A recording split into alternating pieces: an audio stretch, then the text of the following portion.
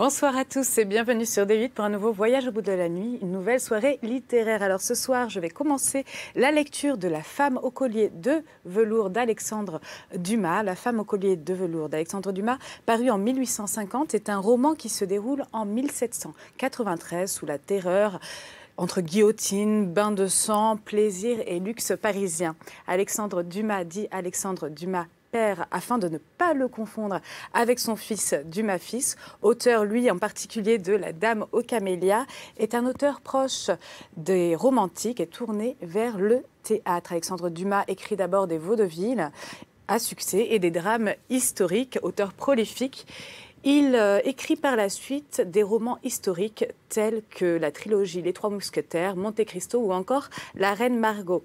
La paternité de certaines de ses œuvres lui est contestée. Dumas fut ainsi soupçonné d'avoir utilisé des nègres littéraires, notamment Auguste Maquet. Toutefois, les recherches contemporaines ont montré que Dumas avait mis en place une véritable collaboration avec Maquet. En utilisant ce dernier, donc en lui donnant plutôt le thème général de ses livres et en modifiant les ébauches afin de rendre les écrits de Maquet plus dynamiques. On ne peut donc pas lui nier complètement la paternité de son œuvre, même s'il a été aidé. Nous allons passer à la lecture. N'hésitez pas à réagir sur les réseaux sociaux. #VBN, lâchez vos avis, vos commentaires, vos idées. N'hésitez surtout pas, nous allons passer à la lecture.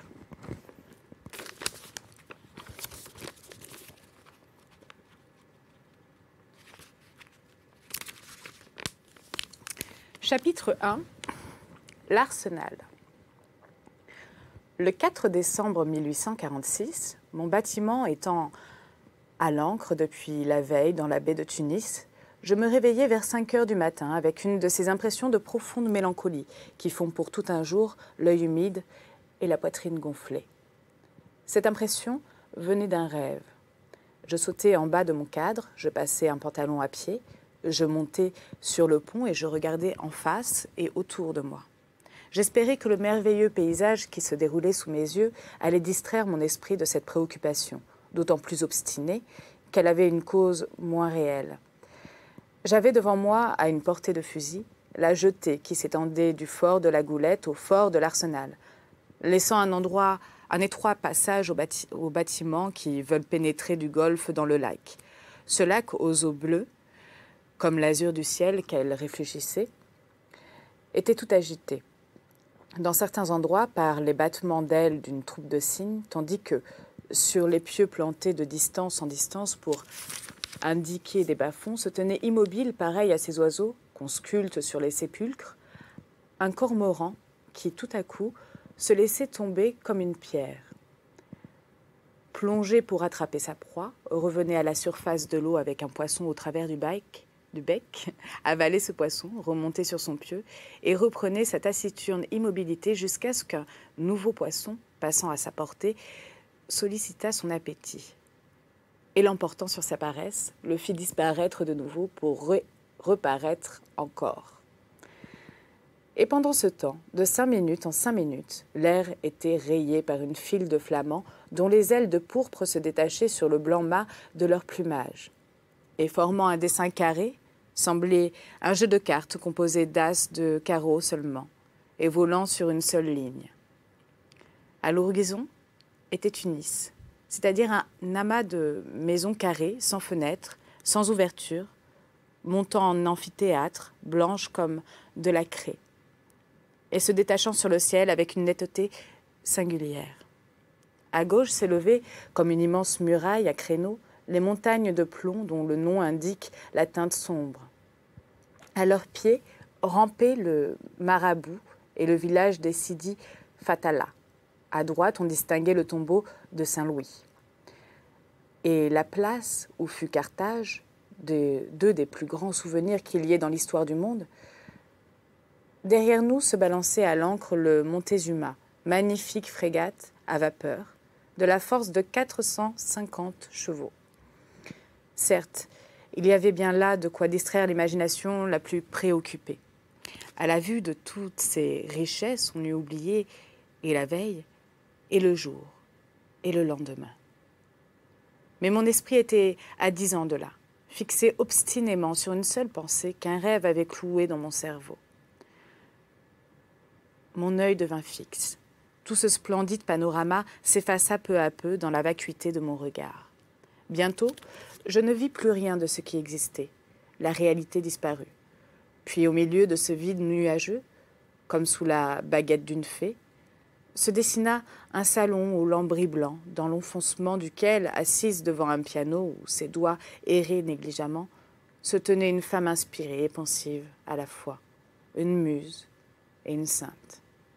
Je reconnus cette femme, et je murmurai comme si elle eût pu m'entendre. « Je vous salue, Marie, pleine de grâce. Mon esprit est avec vous. » Puis, n'essayant plus de résister à cet ange aux ailes blanches, qui me ramenait au jour de ma jeunesse et, comme une vision charmante, me montrait cette chaste figure de jeune fille, de jeune femme et de mère, je me laissai emporter au courant de ce fleuve qu'on appelle la mémoire et qui remonte le passé au lieu de descendre vers l'avenir. Alors je fus pris de ce sentiment si égoïste, et par conséquent si naturel à l'homme, qui le pousse à ne point garder sa pensée à lui seul, à doubler l'étendue de ses sensations en les communiquant, et à verser enfin dans une autre âme la liqueur douce ou amère qui remplit son âme. Je pris une plume, et j'écrivis. À bord du Veloce, en vue de Carthage et de Tunis, le 4 décembre 1846. Madame, en ouvrant une lettre datée de Carthage et de Tunis, vous vous demanderez qui peut vous écrire d'un pareil endroit, et vous espérerez recevoir un autographe de Régulus ou de Louis IX. Hélas, madame, celui qui met de si loin son humble souvenir à vos pieds n'est ni un héros, ni un saint, et s'il a jamais eu quelque ressemblance avec l'évêque d'Hippone, dont il y a 3 jours il visitait le tombeau, ce n'est qu'à la première partie de la vie de ce grand homme que cette ressemblance peut être applicable. Il est vrai que, comme lui, il peut racheter cette première partie de la vie par la seconde. Mais il est déjà bien tard pour faire pénitence, et selon toute probabilité, il mourra comme il a vécu. N'osant pas même laisser après lui ces confessions qui, à la rigueur, peuvent se laisser raconter, mais qui ne peuvent guère se lire. Vous avez déjà couru à la signature, n'est-ce pas, madame, et vous savez à qui vous avez affaire, de sorte que maintenant vous vous demandez comment, entre ce magnifique lac qui est le tombeau d'une ville et le pauvre monument qui est le sépulcre d'un roi, l'auteur des Mousquetaires et de Monte Cristo a songé à vous écrire, à vous justement, quand, à Paris, à votre porte, il demeure quelquefois 1 an tout entier, sans aller vous voir. D'abord, madame, Paris est Paris, c'est-à-dire une espèce de tourbillon où l'on perd la mémoire de toute chose, au milieu du bruit que fait le monde en courant et la terre en tournant. À Paris, voyez-vous, je fais comme le monde et comme la terre. Je cours et je tourne, sans compter que lorsque je ne tourne ni ne cours, j'écris. Mais alors, madame, c'est autre chose. Et quand j'écris, je ne suis plus déjà si séparée de vous que vous le pensez. Car vous êtes une de ces rares personnes pour lesquelles j'écris. Et il est bien extraordinaire que je ne me dise pas, lorsque j'achève un chapitre dont je suis content, ou un livre qui est bienvenu, Marie Naudier, cet esprit rare et charmant, lira cela. Et je suis fière, madame, car j'espère qu'après que vous aurez lu ce que je viens d'écrire, je grandirai peut-être encore de quelques lignes dans votre pensée. Tant il y a, madame, pour en revenir à ma pensée, que cette nuit, j'ai rêvé, je n'ose pas dire à vous, mais de vous, oubliant la houle qui balançait un gigantesque bâtiment à la vapeur que le gouvernement me prête, et sur lequel je donne l'hospitalité à un de vos amis et à un de vos admirateurs, à Boulanger, et à mon fils, sans compter Giraud, Maquet, Chancel et Desbarolles, qui se rangent au nombre de vos connaissances, tant il y a, disais-je, que je me suis endormie sans songer à rien. Et comme je suis presque dans le pays des 1001 nuits, un génie m'a visité et m'a fait entrer dans un rêve dont vous avez été la reine. Le lieu où il m'a conduit, ou plutôt ramené, madame, était bien mieux qu'un palais, était bien mieux qu'un royaume. C'était cette bonne et excellente maison de l'Arsenal, au temps de sa joie et de son bonheur, quand notre bien-aimé Charles en faisait les honneurs avec toute la franchise de l'hospitalité antique, et notre bien respecté Marie avec toute la grâce de l'hospitalité moderne.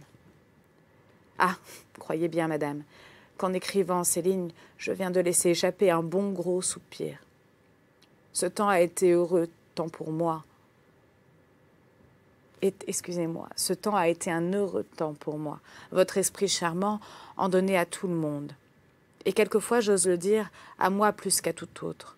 Vous voyez que c'est un sentiment égoïste qui me rapproche de vous. J'ai emprunté quelque chose à votre adorable gaieté, comme le caillou du poète Sadi empruntait une part du parfum de la rose. Vous rappelez-vous le costume d'archer de Paul? Vous rappelez-vous les souliers jaunes de Francisque, Michel? Vous rappelez-vous mon fils en débardeur? Vous rappelez-vous cet enfoncement où était le piano et où vous chantiez la Zara, cette merveilleuse mélodie que vous m'avez promise et que, soit dit sans reproche, vous ne m'avez jamais donnée? Oh, puisque je fais appel à vos souvenirs, allons plus loin encore. Vous rappelez-vous Fontanet et Alfred Johanneau, ces deux figures voilées qui restaient toujours tristes au milieu de nos rires, car il y a dans les hommes qui doivent mourir jeunes un vague pressentiment du tombeau. Vous rappelez-vous Taylor, assis dans un coin immobile, muet et rêvant, dans quel voyage nouveau il pourra enrichir la France d'un tableau espagnol, d'un bas-relief grec ou d'un obélisque égyptien?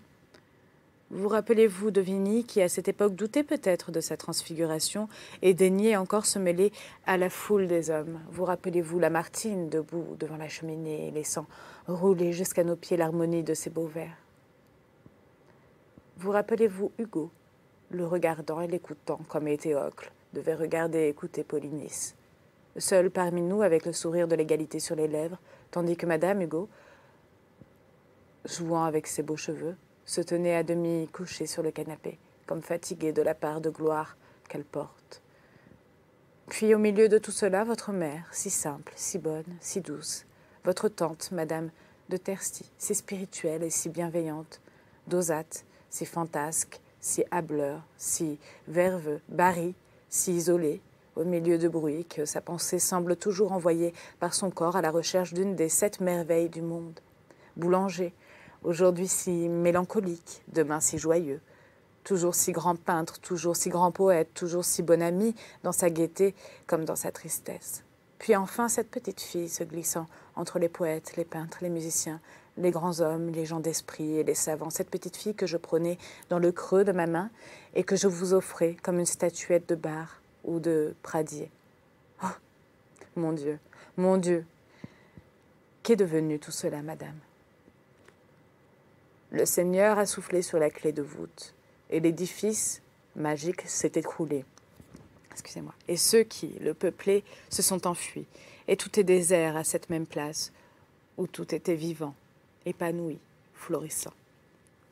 Fontanet et Alfred Johanneau sont morts. Taylor a renoncé au voyage de Vigny. C'est fait invisible. Lamartine est député, Hugo pair de France, et Boulanger, mon fils et moi, sommes à Carthage, d'où je vous vois, madame, en poussant ce bon gros soupir dont je vous parlais tout à l'heure et qui, malgré le vent qui emporte comme un nuage la fumée mourante de notre bâtiment, ne rattrapera jamais ces chers souvenirs que le temps aux ailes sombres entraîne silencieusement dans la brume grisâtre du passé. Au printemps, jeunesse de l'année, ô jeunesse, printemps de la vie. Eh bien voilà le monde évanoui qu'un rêve m'a rendu cette nuit aussi brillant, aussi visible, mais en même temps, hélas, aussi impalpable que ces atomes qui dansent au milieu d'un rayon de soleil infiltré dans une chambre sombre par l'ouverture d'un contrevent entrebâillé. Et maintenant, madame, vous ne vous étonnez plus de cette lettre, n'est-ce pas? Le présent chavirerait sans cesse s'il n'était maintenu en équilibre par le poids de l'espérance et le contrepoids des souvenirs. Et malheureusement, ou heureusement peut-être, je suis de ceux chez lesquels les souvenirs l'emportent sur les espérances. Maintenant parlons d'autre chose, car il est permis d'être triste, mais à la condition qu'on n'embrunira pas les autres de sa tristesse. Que fait mon ami Boniface? Ah, j'ai, il y a 8 ou 10 jours, visité une ville qui lui vaudra bien des pensums, quand il trouvera son nom dans le livre de ce méchant usurier qu'on nomme Salluste.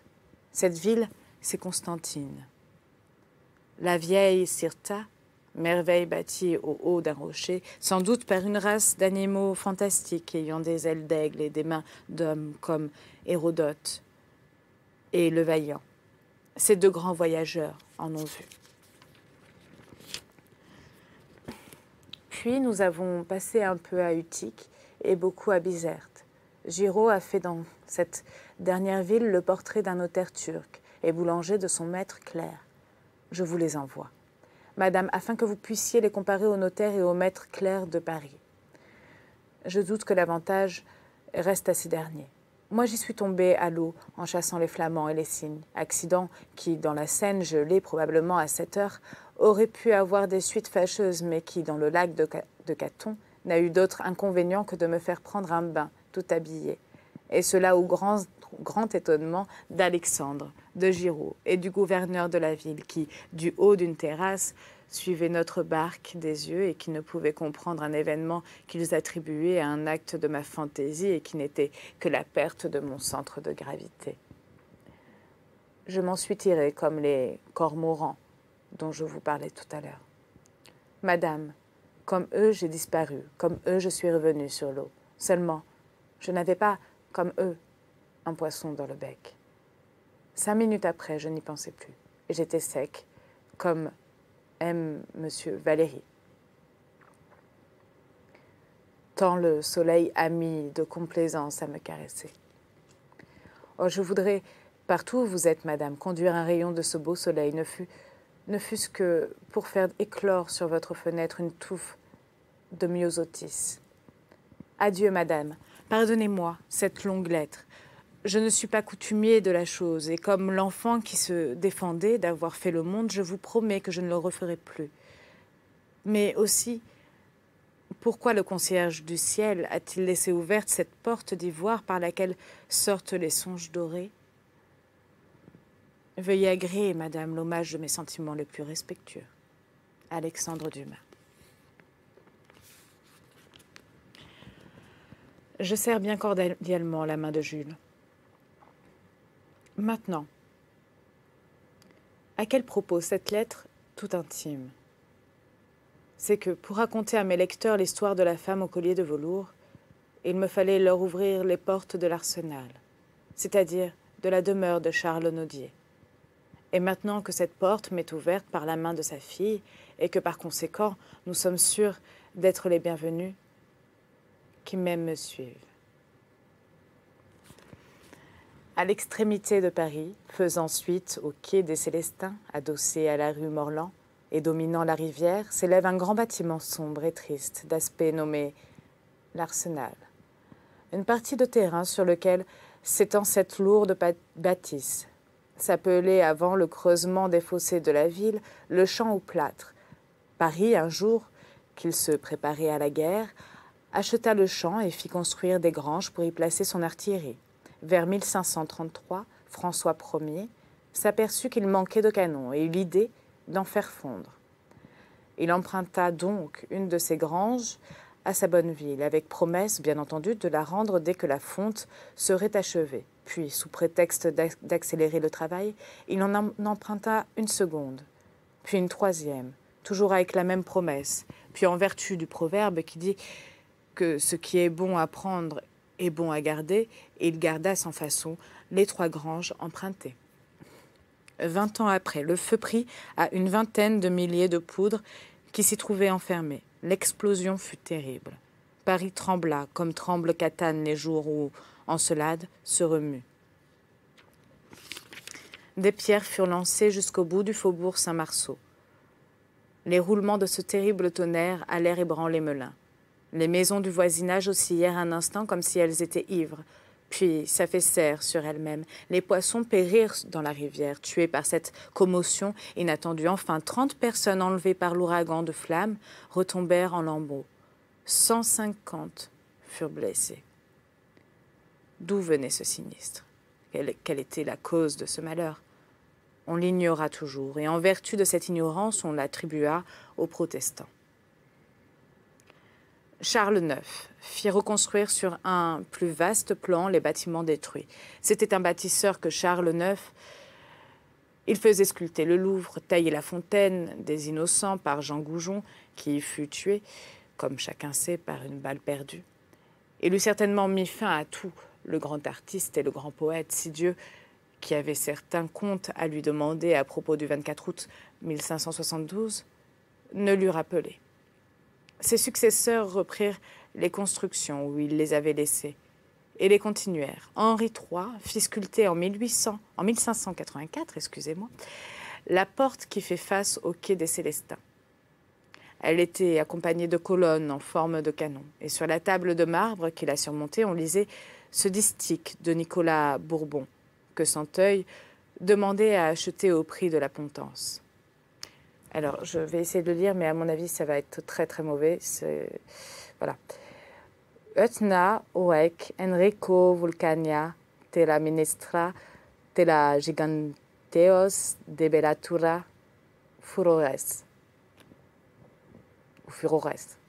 Je ne sais pas comment ça se prononce. Ce qui veut dire en français, donc, l'Etna prépare ici les traits avec lesquels Henri doit foudroyer la fureur des géants. Et en effet, après avoir foudroyé les géants de la Ligue, Henri planta ce beau jardin qu'on y voit sur les cartes du temps de Louis XIII, tandis que Sully y établissait son ministère et faisait peindre et dorer les beaux salons qui font encore aujourd'hui la bibliothèque de l'Arsenal. En 1823, Charles Nodier fut appelé à la direction de cette bibliothèque et quitta la rue de Choiseul, où il demeurait, pour s'établir dans son nouveau logement. C'était un homme adorable que Nodier, sans un vice, mais plein de défauts. De ces défauts charmants qui font l'originalité de l'homme de génie, prodigue, insouciant, flâneur. Flâneur comme Figaro était paresseux, avec délice. Nodier savait à peu près tout ce qu'il était donné à l'homme de savoir. D'ailleurs, Nodier avait le privilège de l'homme de génie. Quand il ne savait pas, il inventait. Et ce qu'il inventait était bien autrement ingénieux, bien autrement coloré, bien autrement probable que la réalité. D'ailleurs, plein de systèmes paradoxaux, avec enthousiasme, mais pas le moins du monde propagandiste, c'était pour lui-même que Nodier était paradoxal. C'était pour lui seul que Nodier se faisait des systèmes, ces systèmes adoptés, ces paradoxes reconnus. Il en eut changé et s'en fut immédiatement fait d'autres. Nodier était l'homme de Thérence, à qui rien d'humain n'est étranger. Il aimait pour le bonheur d'aimer. Il aimait comme le soleil luit, comme l'eau murmure, comme la fleur parfume, tout ce qui était bon, tout ce qui était beau. Tout ce qui était grand lui était sympathique. Dans le mauvais même, il cherchait ce qu'il y avait de bon, comme dans la plante vénéneuse, le chimiste du sein, du poison, même tire un remède salutaire. Combien de fois Nodier avait-il aimé? C'est ce qui lui était possible de dire à lui-même. D'ailleurs, en grand poète qu'il était, il confondait toujours le rêve avec la réalité. Nodier avait caressé avec tant d'amour les fantaisies de son imagination qu'il avait fini par croire à leur existence. Pour lui, Thérèse Aubert, la fée aux miettes, Inès de la Sierra, avait existé. C'étaient ses filles comme Marie, c'étaient les sœurs de Marie. Seulement, Madame Nodier n'avait été pour rien dans leur création, comme Jupiter Nodier. Alors, excusez-moi, parce que c'est mal imprimé. Nodier devait tirer toutes ces Minerves-là de son cerveau. Je pense que c'est devait. Mais ce n'était pas seulement des créatures humaines, ce n'était pas seulement des filles d'Ève et des fils d'Adam, que Nodier animait de son souffle créateur. Nodier avait inventé un animal, il l'avait baptisé. Puis il l'avait de sa propre autorité, sans s'inquiéter de ce que Dieu en disait, doté de la vie éternelle. Cet animal, c'était le Tara Tantaleo. Vous ne connaissez pas le Tara Tantaleo, n'est-ce pas? Ni moi non plus. Mais Nodier le connaissait. Lui, Nodier, le savait par cœur. Il vous racontait les mœurs, les habitudes, les caprices du Tara Tantaleo. Il vous eût raconté ses amours si, du moment où il s'était aperçu que le Tara Tantaleo portait en lui le principe de la vie éternelle, il ne l'eût condamné au célibat, la reproduction étant inutile là où existe la résurrection. Comment Nodier avait-il découvert le Tara Tantaleo? Je vais vous le dire. À 18 ans, Nodier s'occupait d'entomologie. La vie de Nodier s'est divisée en 6 phases différentes. D'abord, il fit de l'histoire naturelle, la bibliothèque entomologique, puis de la linguistique, le dictionnaire des onomatopées, puis de la politique, la Napoléone, puis de la philosophie religieuse, les méditations du cloître, puis des poésies, les essais d'un jeune barde, puis du roman. Jean Bogart, Smarat, Trilby, le peintre de Salzbourg, Mademoiselle de Marsan, Adèle, le vampire, le songe d'or, les souvenirs de jeunesse, le roi de Bohême et ses 7 châteaux, les fantaisies du docteur Néophobus, et 1000 choses charmantes encore que vous connaissez, que je connais et dont le nom ne se retrouve pas sous ma plume. Nodier en était donc à la première phase de ses travaux. Nodier s'occupait d'entomologie. Nodier demeurait au 6e, un étage plus haut que Béranger ne loge le poète. Il faisait des expériences au microscope sur les infiniment petits. Et bien avant Raspail, il avait découvert tout un monde d'animalcules invisibles.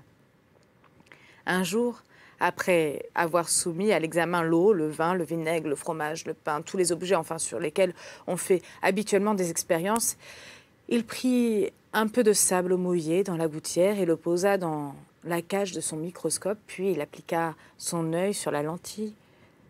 Alors il vit se mouvoir un animal étrange, ayant la forme d'un vélocipède, armé de 2 roues, qu'il agitait rapidement. Avait-il une rivière à traverser?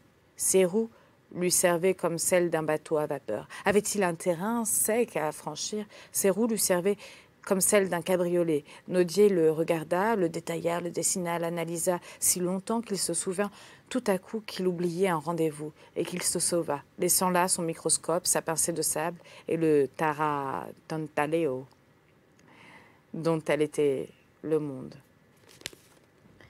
Quand Nodier rentra, il était tard, il était fatigué, il se coucha et dormit, comme on dort à 18 ans. Ce fut donc le lendemain seulement, en ouvrant les yeux, qu'il pensa à la pincée de sable, au microscope et au Taratantaleo. Hélas, pendant la nuit, le sable avait séché, et le pauvre Taratantaleo, qui sans doute avait besoin d'humidité pour vivre, était mort. Son petit cadavre était couché sur le côté, ses roues étaient immobiles, le bateau à vapeur n'allait plus, le vélocipède était arrêté. Mais tout mort qu'il était, l'animal n'en était pas moins une curieuse variété des éphémères et son cadavre méritait d'être conservé aussi bien que celui d'un mammouth ou d'un mastodonte.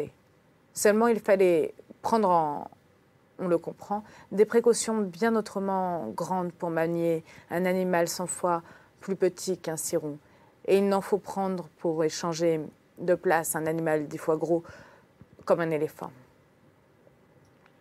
Ce fut donc avec la barbe d'une plume que Nodier transporta sa pincée de sable dans la cage de son microscope, dans une petite boîte de carton destinée à devenir le sépulcre du Taratantaleo. Il se promettait de faire voir ce cadavre au premier savant qui se hasarderait à monter ces 6 étages.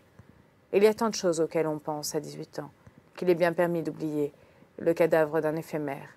Nodier oublia pendant 3 mois, 10 mois, 1 an peut-être, le cadavre du Taratantaleo. Puis un jour, la boîte lui tomba sous la main. Il voulut voir quel changement 1 an avait produit sur son animal. Le temps était couvert, il tombait une grosse pluie d'orage. Pour mieux voir, il approcha le microscope de la fenêtre et vida dans la cage le contenu de la petite boîte. Voilà, c'est ainsi que se termine donc ma première lecture de ce livre, La femme au collier de velours d'Alexandre Dumas. Je vais vous donner une petite citation donc d'Alexandre Dumas avant de vous quitter. Ce qui fait la passion du jeu plus forte que toutes les autres, c'est que ne pouvant jamais être assouvie, elle ne peut jamais être lassée. C'est une maîtresse qui se promet toujours et qui ne se donne jamais. Elle tue, mais elle ne fatigue pas.